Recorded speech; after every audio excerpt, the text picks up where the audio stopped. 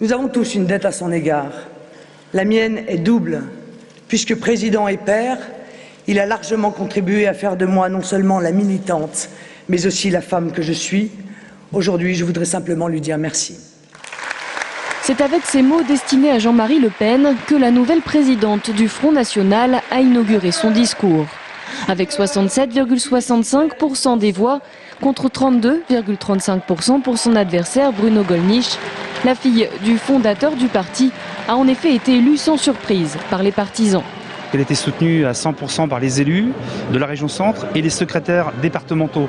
Donc c'est un succès, effectivement, on est très heureux que ce soit Marine qui détienne la présidence de ce mouvement, car c'est elle qui va entraîner la dynamique de la victoire, selon moi et selon nos amis, dans les combats politiques futurs.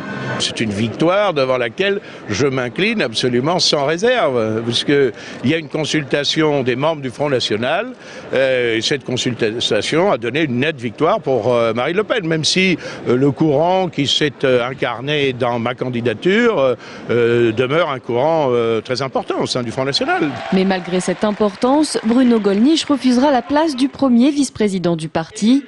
Jean-Marie Le Pen, lui, bénéficiera d'une modification des statuts en devenant président d'honneur du Front National.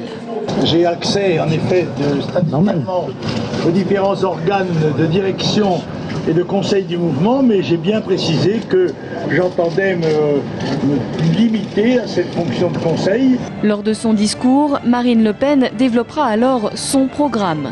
En finir avec le règne de l'argent roi, se détacher de Bruxelles, qu'elle qualifie de monstre européiste, et enfin réaffirmer la position que doit avoir l'État vis-à-vis de la loi de 1905. Il doit interdire l'aménagement d'horaires particuliers dans les piscines pour les femmes musulmanes ou l'introduction d'interdits alimentaires religieux dans les cantines scolaires. Personne ne doit être conduit contre son gré ou à son insu à manger halal. S'emparant des idées écologistes, Marine Le Pen a également parlé d'une relocalisation pour un retour à l'emploi et à une production alimentaire saine. Autant de points qui apparaissent aujourd'hui comme une esquisse déjà bien amorcée pour la campagne des présidentielles de 2012.